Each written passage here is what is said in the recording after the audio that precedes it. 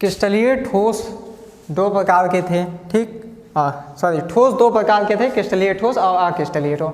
क्रिस्टलीय ठोस को ही हमें इस चैप्टर में पढ़ना है। तो क्रिस्टलीय ठोस में जो अणुओं की व्यवस्था है उनके आधार पर 4 प्रकार में बांटे गए हैं। कौन कौन से हैं? पहला है आणविक क्रिस्टलीय ठोस अर्थात मॉलिक्यूलर क्रिस्टलाइन सॉलिड। दूसरा सहसंयोजी क्रिस्टलीय ठोस कोवैलेंट क्रिस्टलाइन सॉलिड। तीसरा आयनिक क्रिस्टलीय ठोस आयनिक क्रिस्टलाइन सॉलिड। धात्विक क्रिस्टलीय ठोस मेटेलिक क्रिस्टलाइन सॉलिड। ठीक, तो शुरुआत करते हैं पहले नंबर से। आणविक क्रिस्टलीय ठोस, इस प्रकार के ठोस अणुओं से मिलकर बने होते हैं। अणुओं से मिलकर बने होते हैं। अणु जैसे H2, N2, O2, I2, Br2, ठीक, इस तरह के अणुओं से मिलकर बने होते हैं। अणुओं से मिलकर बनने के कारण इनके मध्य दुर्बल वान डेर बल कार्य करता है।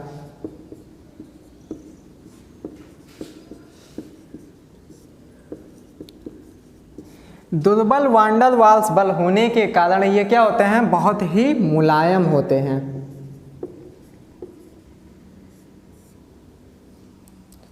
क्या है?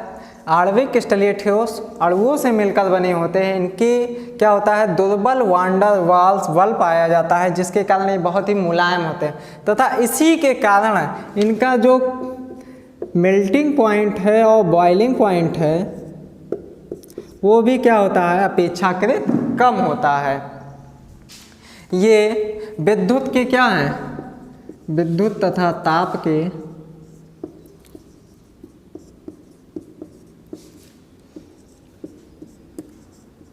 कुचालक हैं।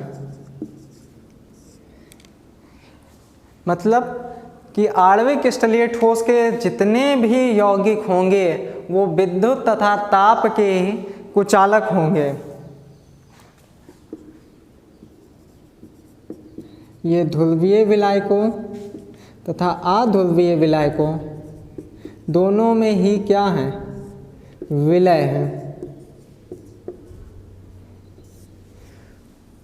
आणविक क्रिस्टल अणुओं से मिलकर बने होते हैं। दुर्बल वान डेर वाल्स बल पाया जाता है। इस बल के कारण ये क्या होता है? बहुत ही मुलायम होते हैं तथा इसी बल के कारण इनका मेल्टिंग और बॉइलिंग पॉइंट भी बहुत कम होता है।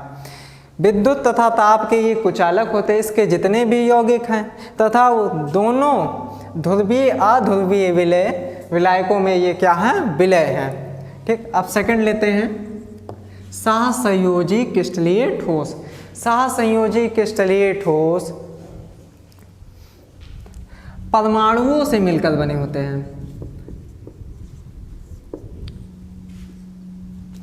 तथा इनके मध्य प्रबल सहसंयोजी बंध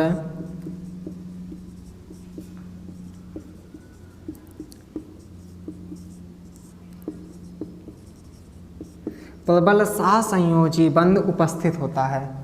प्रबल सहसंयोजी बंध के कारण ये क्या होते हैं? बहुत ही कठोर होते हैं। सहसंयोजी किससे मिलकर बने होते हैं? परमाणु, तथा इनके परमाणुओं के मध्य क्या होता है? प्रबल सहसंयोजी बंध उपस्थित होता है, जिनके कारण ये क्या होते हैं? बहुत ही कठोर होते हैं। कठोर होने के कारण इनका जो मेल्टिंग पॉइंट है और बॉइलिंग पॉइंट है वो क्या होता है? अधिक होता है। ठीक, ये क्या होते हैं? विद्युत तथा ताप के क्या होंगे?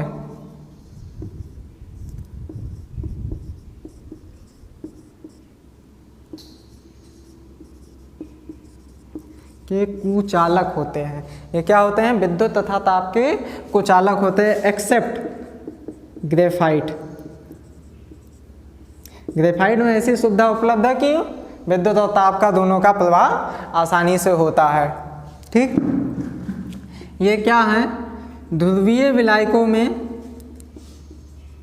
अविलय, जबकि अध्रुवीय विलायकों में विलय है। थर्ड है आयनिक क्रिस्टलीय ठोस।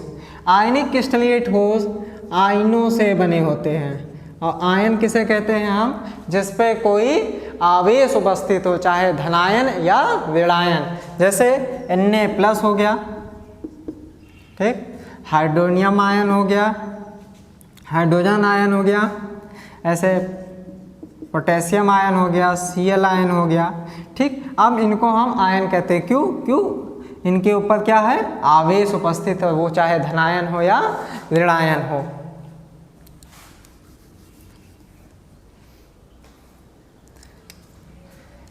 आयनों के कारण ही इनमें आयनिक बंध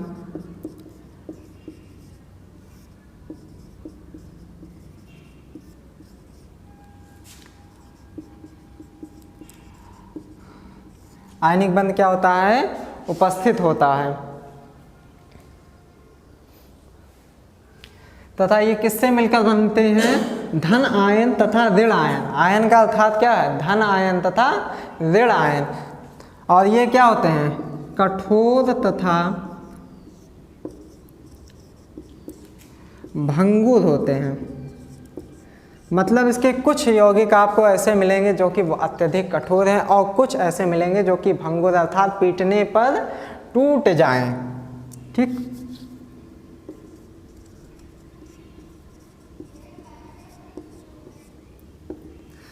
जो इनका मेल्टिंग और बॉइलिंग पॉइंट है वो क्या है, हाई है, ठीक। मतलब कि ये बहुत उच्च ताप पर गलते हैं और एक अवस्था से दूसरी अवस्था में मान लीजिए परिवर्तित होते हैं। थर्ड, ये ठोस अवस्था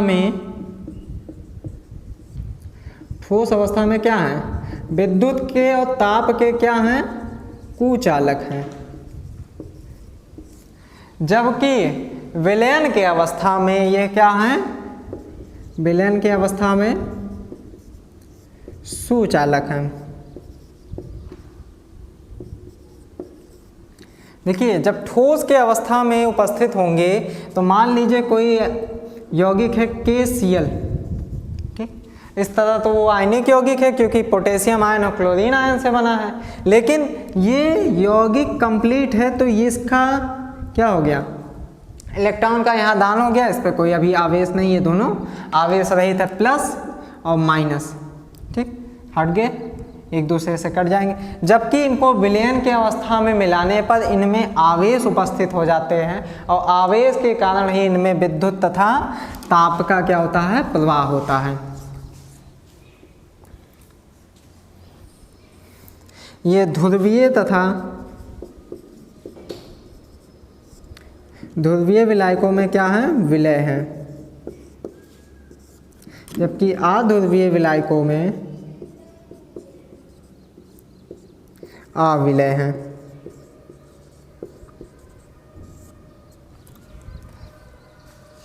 का है 4 नंबर, धात्विक क्रिस्टलीय ठोस। धात्विक क्रिस्टलीय ठोस इलेक्ट्रॉन अभ्र के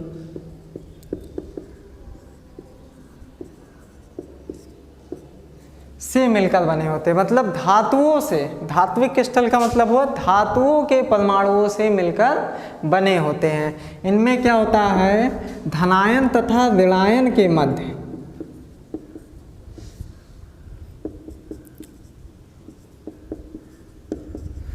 प्रबल वैद्युत आकर्षण के कारण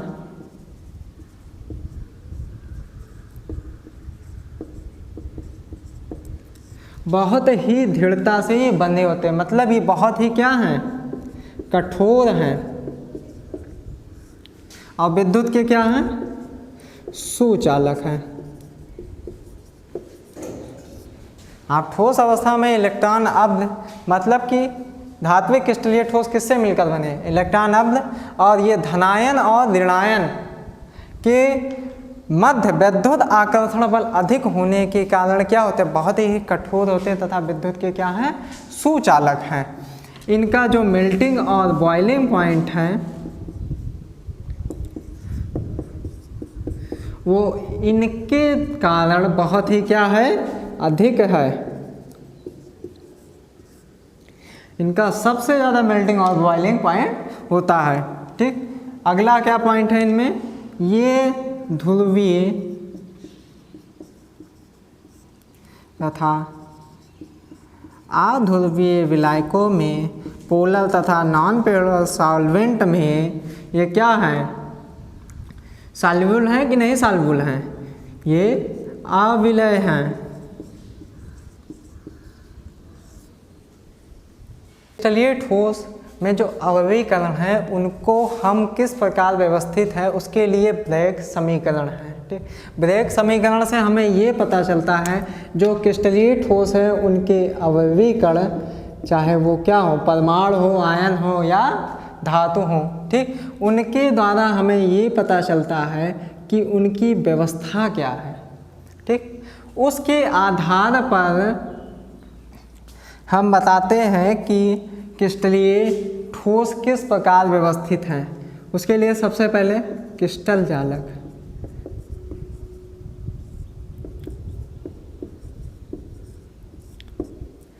क्रिस्टल जालक या क्रिस्टल लैटिस।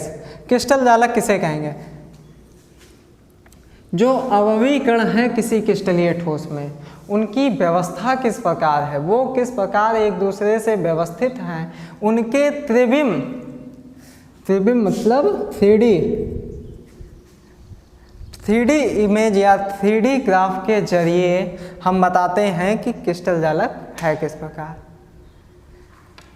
जैसे आपने कोई यौगिक लिया Na+Cl-,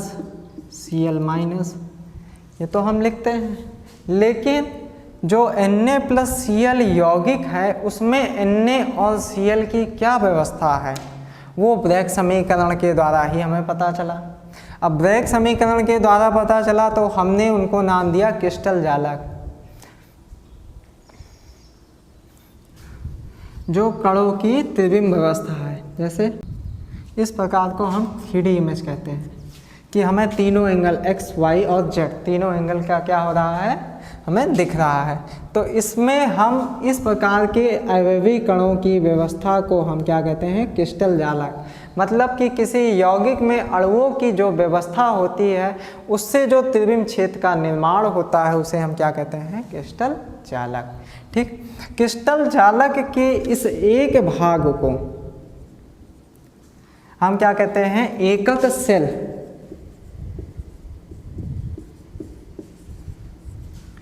एकक सेल या यूनिट सेल। यूनिट सेल की संरचना कुछ इस प्रकार बनेगी।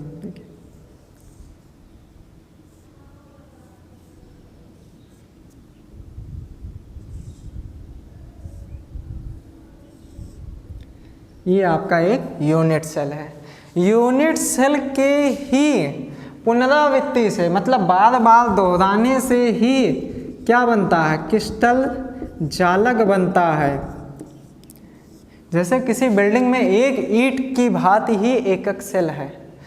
जैसे मान लीजिए कोई बिल्डिंग है, उसकी एक ईंट को एकक सेल मान लीजिए और उसी ईंट को हम बार बार दोहराते रहें तो क्या होता है, समूचे कमरे का या समूचे बिल्डिंग का निर्माण हो जाता है। तो उसी प्रकार ये एकक सेल है, इसी की बार बार पुनरावृत्ति से क्या होता है, क्रिस्टल लैटिस या क्रिस्टल जालक का निर्माण होता है। ठीक, क्रिस्टल जालक को हम क्रिस्टल लैटिस का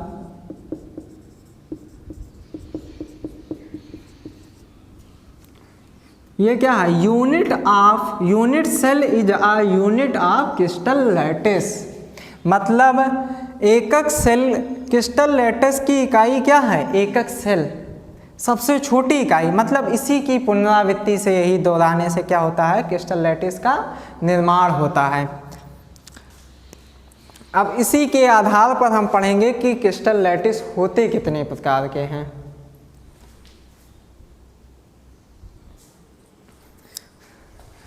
एकक सेल के प्रकार या एकक कोशिका के प्रकार।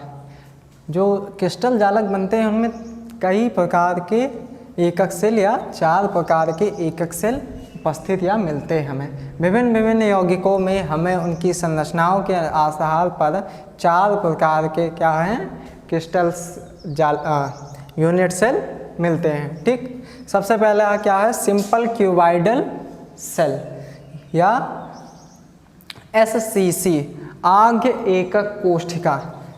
सेकंड क्या है BCC बेस सेंटर्ड, ठीक, काय केंद्रित यानी कि जो यूनिट सेल है उसके बीच में। तीसरा क्या है फलक केंद्रित या फेस सेंटर्ड, हर एक फलक पे उपस्थित। और चौथा क्या है एंड सेंटर, मतलब दो तरह के विपरीत फलकों पे उपस्थित। चलिए देखते हैं इन पे। सबसे पहले क्या है सिंपल क्यूबॉइडल सेल।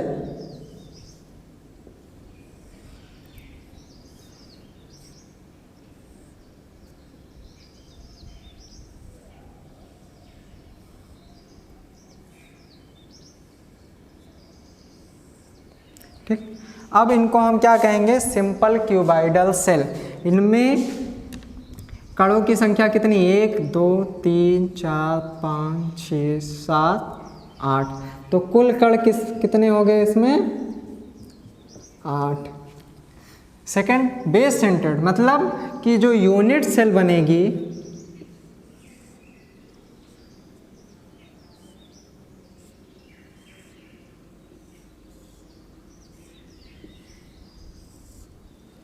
उसके बेस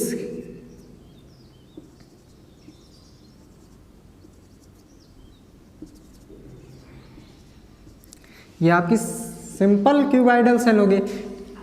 किंतु अगर इसके बीच में एक कोई कण उपस्थित हो उसे हम क्या कहेंगे बेस सेंटर्ड या काय केंद्रित एकक सेल। ठीक, इसमें कणों की संख्या क्या हो जाएगी 9। ठीक, अब थर्ड देखते हैं फेस सेंटर्ड।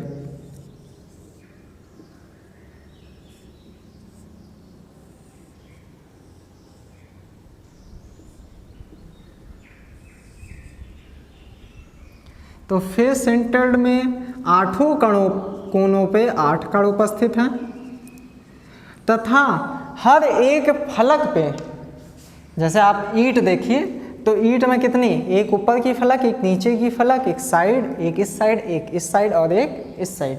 तो हर एक फलक अर्थात कितने फलक हो गए 6 फलक। तो 6 फलकों के मध्य में क्या होगा एक एक कण, एक ये, अब देखिए ये एक ऊपर के कण का फलक, ये इसका फलक, ये इस तरफ का फलक के बीच में एक अणु और एक इस तरह के बीच में एक परमाणु तथा एक, अब देखिए 1 2 3 4, अब इस 4 के बीच में एक फलक के बीच में इधर एक परमाणु।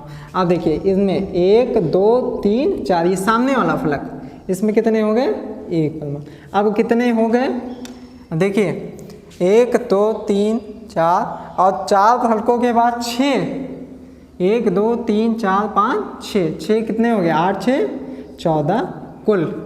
इसमें कुल अणुओं की या परमाणुओं की संख्या क्या हो गई 6 हो गई। अब इस पे देखते हैं अंतः केंद्रित।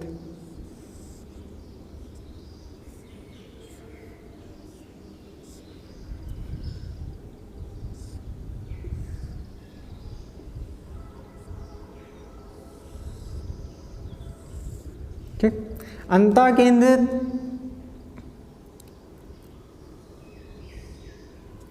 में 8 कोनों पे कण तो उपस्थित हैं, साथ ही साथ किन्हीं 2 विपरीत फलकों पे भी क्या है कण उपस्थित होंगे। देखिए या तो इन 2 फलकों पे होंगे, ठीक, इन 1 2 3 4 इन 2 फलकों पे या इन 2 फलकों पर, या फिर एक इनके फलक पे या 1 2 3 4 इन फलक पे, या फिर इस फलक पे उपस्थित होंगे, ठीक, या फिर इस फलक पे ऊपर। किन्हीं 2 विपरीत फलकों पे 2 कण उपस्थित होंगे। ठीक, हमने एक इस फलक पे रखा और एक इस फलक पे रखा। आप इन फलक पे भी रख सकते हैं, एक इसके बीच में एक इसके बीच में, ठीक, या फिर आप इन के बीच में रख सकते हो, एक इधर और एक इस फलक के बीच में। ठीक, ये आपका हो गया अंत्या केंद्रित। तो इसमें कितने कण हो गए 10। ठीक, तो आपके कितने प्रकार एकक सेल हैं? 4 प्रकार के। आ गया सरल एकक कोष्ठिका, काय केंद्रित एकक कोष्ठिका, फलक केंद्रित एकक कोष्ठिका, अंत्या केंद्रित एकक कोष्ठिका। देखिए अब ये तो आपके कण हो गए कि एक एकक कोष्ठिका में कितने कण उपस्थित हैं, किंतु इसमें कितने कण इस बॉक्स के अंदर आ रहे हैं। जैसे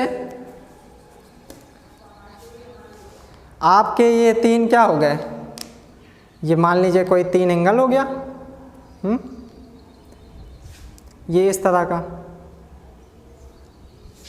ये हम मान लेते ये हो गया एक ऐसे, ठीक।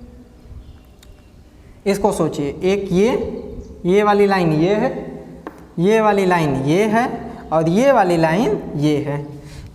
जब इस कण पे उपस्थित होगा कोई कण, इस बिंदु पर इस बिंदु पर कोई कण उपस्थित होगा तो वो इसमें कितना आ रहा है इस बात पर निर्भर करेगा।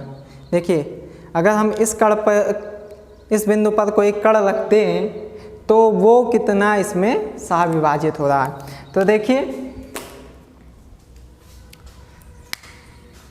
कि हम इसका अगर 3D ग्राम बनाएं तो कुछ वो इस तरह बनेगा।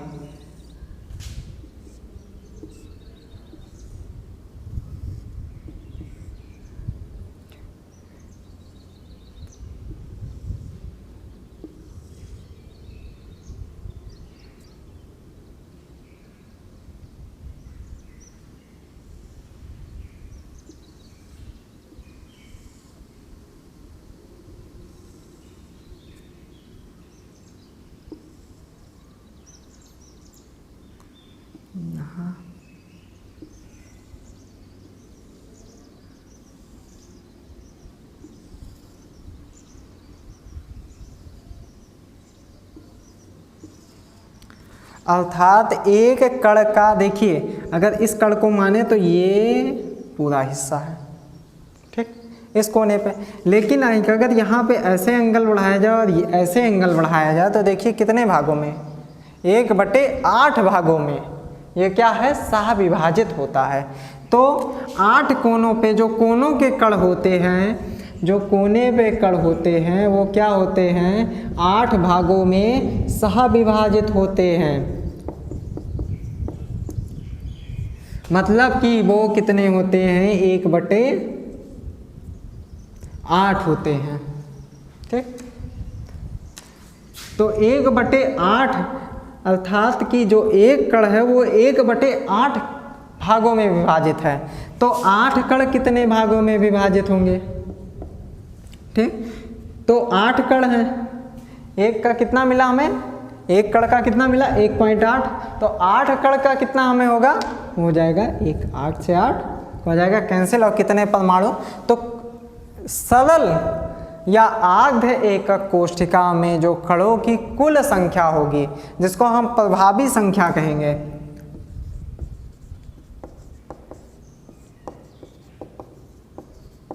वो कितनी होगी, 1 होगी।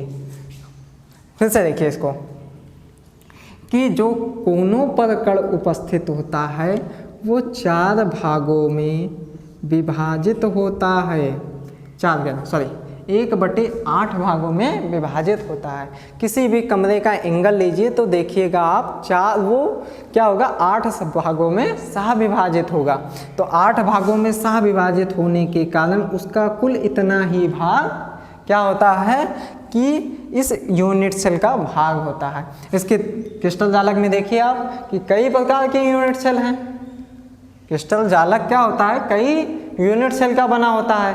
तो एक यूनिट सेल के बीच में अब इस तरह हम यहाँ पे एक यूनिट सेल बना सकते हैं, इस तरह यहाँ पे हम एक यूनिट सेल बना सकते हैं, इस तरह हम यहाँ एक यूनिट सेल तो कितने में विभाजित हो गया, 1/8 में विभाजित। इसके सामने एक यूनिट सेल बन जाएगी, ठीक। तो कितने में विभाजित हो गया, 1/8 में विभाजित हो। तो 1/8 में अगर हम कुल कण की बात करेंगे तो वो 8 आएगा, अगर प्रभावी कण की बात करेंगे तो वो 1 आएगा, ठीक।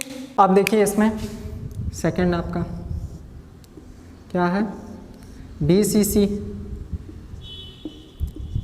BCC में क्या है कि 8 कोनों पे तो 8 कण उपस्थित हैं, तो इसका कितना मान आ जाएगा 1/8 गुणे 8 बराबर 1। अगर कुल कण की बात करें तो कितना आ रहा था 9, लेकिन 8 कण हैं और 8 भागों में सविभाजित है, तो कितने आ जाएंगे 1। ठीक, और एक कण बीच में है, अगर कोई यूनिट सेल है और उसके बीच में एक कण है तो वो पूरे यूनिट सेल का भाग होगा, अर्थात उसका मान क्या हो जाएगा 1। तो एक कितने हो गए 2। तो बेस सेंटर्ड में या काय केंद्रित एकक कोष्ठिका में जो प्रभावी संख्या होगी कणों की वो कितनी होगी 2 होगी। ठीक, अब थर्ड पे आते हैं, फलक केंद्रित फेस सेंटर्ड। तो इसमें कुल कणों की संख्या कितनी है 14। 8 कोनों पे कितने हैं 8 कण, तो 1/8 गुणे 8 बराबर कितना हो जाएगा 1। अब 6 फलकों पे हैं, तो जैसे कि ये कोई मान लीजिए एक ये फलक है और इसके बीच में एक कण कोई उपस्थित है, तो एक आधा कण इसका और आधा कण दूसरी यूनिट का, तो कितने हो गए 1/2। तो 1/2 गुणे 6 कितना आ जाएगा 3। तो इनमें प्रभावी कणों की संख्या कितनी हो जाएगी 4। ठीक, अब इसी तरह इसमें देखते हैं, इसमें कणों की कुल संख्या कितनी है 10 और प्रभावी कणों की कुल संख्या कितनी आएगी आप लोग बताइए, लगाइए। चलिए देखते हैं। जब आपसे कोई क्वेश्चन कहा जाए तो उसको वीडियो को पॉज करके आप लोग क्वेश्चन को हल करिए या इसको लगाइए। तो 8 कोनों पे 8 कण, तो 1/8 गुणे 8 बराबर कितना हो जाएगा 1। और 2 क्या है विपरीत फलकों पे हैं, तो आधे इस फलक के और आधे दूसरे यूनिट सेल के, आधे इस यूनिट सेल के, तो कितना आ गया हमारे पास आधा ही है। ठीक, तो क्या हो जाएगा 1/2 गुणे 2 कितना हो जाएगा, तो इसमें प्रभावी कणों की संख्या क्या हो जाएगी 2। तो देखिए फिर से SCC में कुल कण 8, प्रभावी कण 1, BCC में कुल कण 9, प्रभावी कण कितना आ जाएगा 2, FCC में कुल कण 14 और प्रभावी कण 4।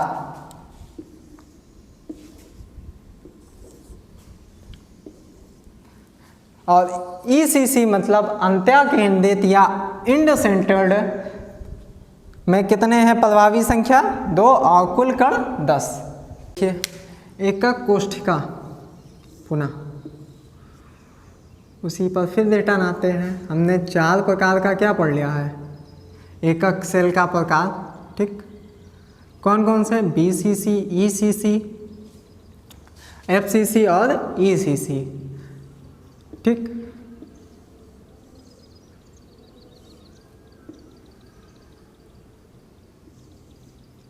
अब एक ये आपका यूनिट सेल है, इस पर कण कितने हैं 8 और कौन सी यूनिट सेल है सरल। ठीक, सरल या आधि एकक कोष्ठिका है, आधि एकक कोष्ठिका है। अब देखिए इनमें इसकी लंबाई क्या हो जाएगी ये, इसकी मान लेते हैं एक एंगल ये हो गया, एक एंगल नीचे को ये हो गया B और एक एंगल ये C। देखिए एक चौड़ाई का हो गया, एक लंबाई का हो गया और एक क्या हो गया मोटाई का हो गया। ये कितनी चौड़ाई में है इसको हमने A माना, A मीटर लंबा है या A सेंटीमीटर चौड़ा। ये कितना ऊंचा है हमने B माना और ये कितना चौड़ा है तो हमने क्या इसको माना C। ठीक, अब हम इसको इस बिंदु पे देखिए यहाँ ये क्या कोण हो जाएगा अल्फा। ठीक, यहाँ पे बीटा और यहाँ पे गामा। ठीक, तो ये हमारा क्या है ऊंचाई है और ये क्या है A। तो अल्फा किसके किसके बीच का कोण है A और अल्फा किसके किसके बीच का कोण है A तथा ये ए हो गया, ये सॉरी बी हो गया, और ये क्या हो गया, ए हो गया। तो ए तथा बी के बीच का कोण है, ठीक। और बीटा किसका है, ए तथा सी के बीच का, ए तथा सी के।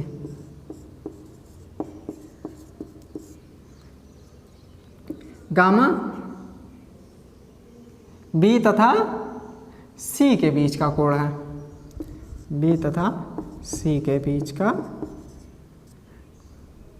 कोण है। तो हमें यहाँ क्या क्या मिले हैं, अल्फा बीटा गामा और ए बी सी। तो हमें कितने यहाँ पे क्या मिल गए, 6 पैरामीटर्स मिल गए हैं, alpha beta gamma A B C लंबाई चौड़ाई मोटाई, अल्फा गामा बीटा ये इनके बीचों में कोण हैं, ठीक। अब इन्हीं 6 पैरामीटर्स के बीच में हम अंतर करके तरह तरह के नए क्या बना सकते हैं, एकक सेल बना सकते हैं या क्रिस्टल सिस्टम बना सकते हैं। तो इनके आधार पर, इन्हीं 6 पैरामीटर के आधार पर 7 क्रिस्टल सिस्टम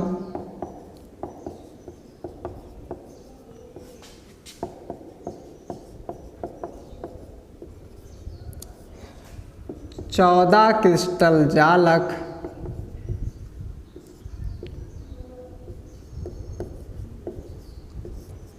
का निर्माण हुआ है, ठीक।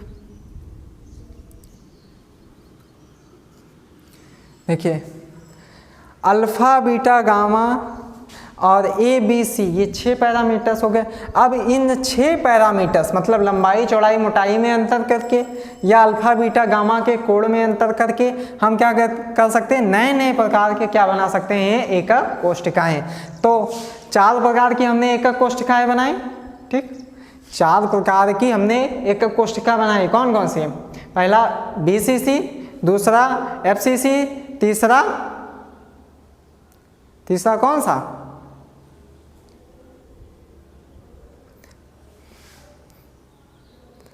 बीसीसी और चौथा ईसीसी। पहला कौन सा, एससीसी, बीसीसी, एफसीसी और ईसीसी। 4 तरह के यूनिट सेल और 6 तरह के पैरामीटर्स। तो हम 4 तरह के यूनिट सेल में 6 तरह के विभिन्न पैरामीटर्स इस्तेमाल करके हम क्या बनाएंगे, 7 प्रकार के क्रिस्टल सिस्टम बनाएंगे और 14 प्रकार के क्रिस्टल जालक बनाएंगे। जो एक 4 तरह के एकक सेल हैं और जो 6 तरह के पैरामीटर्स हैं, 6 पैरामीटर्स को अलग अलग प्रकार से 4 प्रकार के एकक सेल में बदलाव करके 7 प्रकार के क्रिस्टल सिस्टम और 14 प्रकार के क्रिस्टल जालक का निर्माण हुआ। इसका प्रयोग अगस्त ब्रेवियस ने किया था, तो इसे ब्रेवियस भी जालक भी कहते हैं, ठीक। तो सबसे पहले क्या है, घनीय घन, जो हमने आधे एकक कोष्ठिका बनाई थी या एफसीसी, बीसीसी और ईसीसी बनाया था, उनको हम घनीय बनाएंगे। घनीय का मतलब अल्फा बराबर बीटा बराबर गामा, मतलब जो अल्फा की लंबाई होगी, लंबाई जितनी होगी उतनी ही चौड़ाई लेंगे और उतनी ही मोटाई लेंगे, उतने ही हम कोण लेंगे अर्थात 90 अंश। देखिए एक यूनिट सेल है,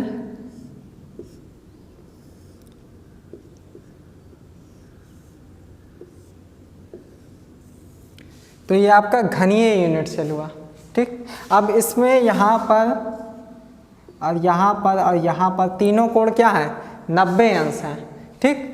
अल्फा बराबर बीटा बराबर गामा बराबर 90 अंश। और अल्फा ए की दूरी, बी की दूरी और सी की दूरी क्या है, तीनों बराबर है, ठीक। दूसरा है द्विसमलंबाच टेट्रागोनल। हाँ, तो इसमें ए बराबर बी है लेकिन ए बी बराबर सी नहीं है, सी किसी और लंबाई का होगा।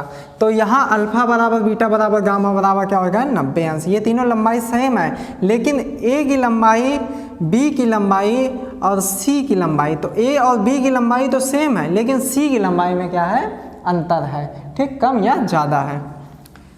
तीसरा है विषम लंबाच ऑर्थोरोम्बिक। ऑर्थोरोम्बिक सल्फर पढ़ते होंगे आप लोग, ठीक। ये इसमें कितने जालक पाए जाते हैं? चारों प्रकार के, SCC, BCC, ECC, FCC। इसमें क्या है, तीनों एंगल, जो तीनों लंबाई है ABC, ये तीनों एक दूसरे से बराबर नहीं है। कोई 5 सेंटीमीटर, कोई 8 सेंटीमीटर और कोई 4 सेंटीमीटर। सेंटीमीटर नहीं कहेंगे क्योंकि बहुत छोटा यूनिट सेल होता है। मान लेते हैं कि कोई 5, कोई 4, कोई 3, ठीक। और इनमें क्या होगा, अल्फा बीटा और गामा का मान क्या होगा, 90 अंश होगा, ठीक। तीसरा क्या है, हेक्सागोनल षष्ठकोणीय। तो ये केवल सिंपल क्यूबाइडल सेल में पाया जाता है।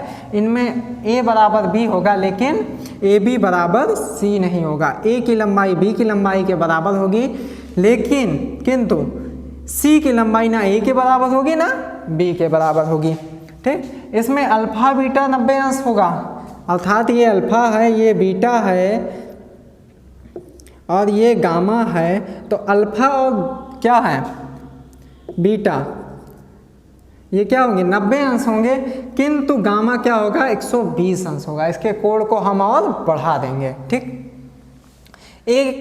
एकंताक्ष मोनोक्लिनिक, इसमें कौन कौन से जालक का निर्माण हो जाता है, SCC और ECC। ये अल्फा बीटा और गामा, सॉरी A B और C, इनमें तीनों की लंबाई क्या होगी, किसी के बराबर नहीं होगी। अल्फा बराबर गामा बराबर 90 अंश, अल्फा बराबर और बीटा बराबर 90 अंश है, लेकिन गामा बराबर 90 नहीं होगा। जैसा यहाँ पे दिया, गामा बराबर एक डेफिनेट मान दे दिया गया, लेकिन यहाँ पे एक डेफिनेट मान नहीं दिया गया, 90 नहीं होगा और बाकी कोई भी कोण हो सकता है, ठीक।